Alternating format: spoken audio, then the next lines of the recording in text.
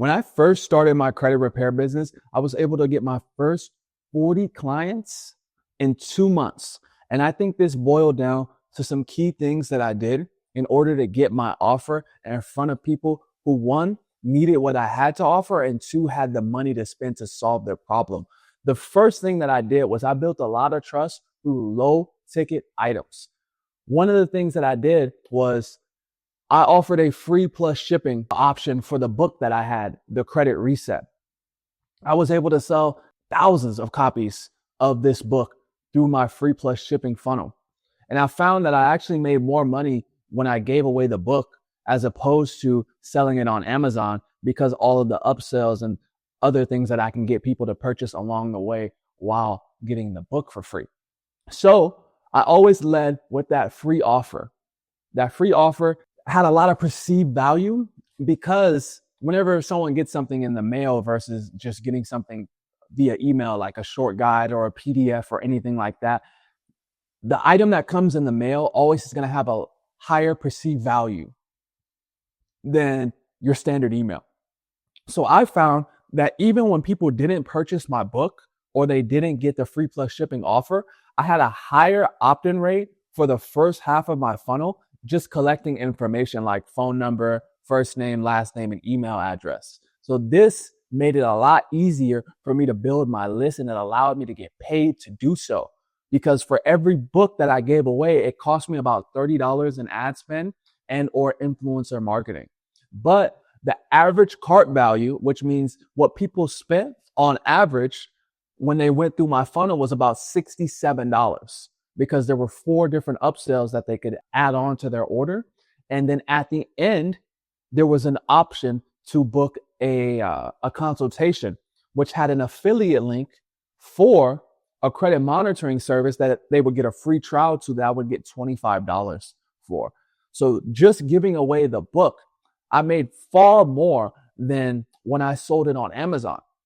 And I found anytime that someone had purchased and read my book, when they booked the consultation with me later on, the sale was incredibly easy. There was no resistance. There was the trust was incredibly high because I demonstrated everything that I knew in that book, and I didn't hold back, not one bit.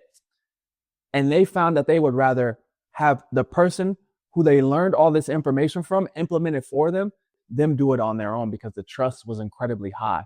So that was the first thing that I did. My front end offer was very solid, and the perceived value of it was incredibly high, which made it easier for me to promote. And then once I started getting more testimonials and more social proof for the book, it made it even easier to promote it and get other influencers to let me borrow their email lists or do a live video together or give me a shout out. So my average cart value just continued to climb. And on the back end, once I did the consultation, I was already getting paid to acquire customers. It wasn't costing money to actually get my credit repair clients. I was at a negative cost per acquisition at that point, which means every time that I got a customer, I got paid $20, just because I had that front end offer set up in a way that builds trust. Now, if you don't have a book, you can still use the PDF method or the ebook, something along those lines. Just know, if you do convert that front end offer for whatever service or product that you have into something physical, it's going to increase the opt-in rate on your pages. And it's also going to build a lot more trust and make it easier on the back end. So if you're a tax professional, for example, and you had a 100-page book that gave your best tax scenarios, or a case study of all of the clients that you worked with and the things that you did for them, so you're not giving them financial advice directly, right? That's a perfect way to get people to see the value in what it is that you do, and it'll allow them to experience what it's like to work with you without having to work with you, or without having the risk of the upfront cost of whatever your product or service is. So that was the first thing. My front end offer was on point. The second was the volume in which I promoted what I did. Very high volume, 2 to 4 videos every day posted on Instagram, Facebook Lives, Instagram Lives, 2 to 4 posts every single day, every day. And that's 7 days a week. This is just what I did to get my first 40 clients. You don't have to go as extreme as I did, but depending on the resources that you have and how serious you are about getting clients, this can help shorten the time in which you get your first 40 clients, no matter what business you're in. Another thing that I did was I use influencer marketing quite a bit, but that kind of ties back into that first step that I spoke about, where I got my front end offer on point. So that kind of ties into it. But the volume in which I produced content that brought value to people, my free content was better than most people's paid content.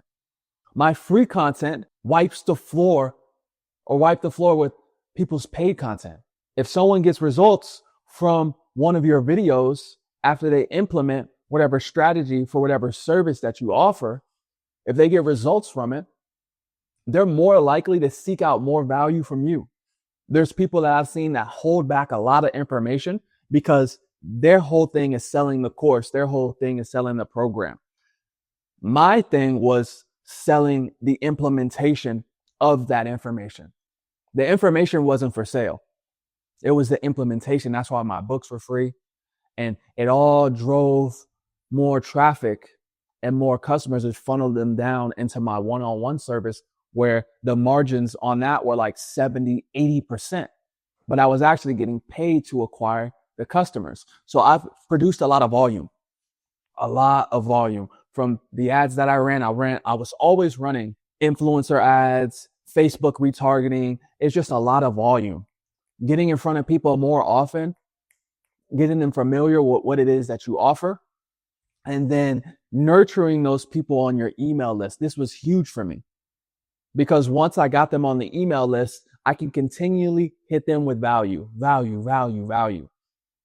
And all value is getting them to perceive what it is that you have to offer as helpful for their current situation.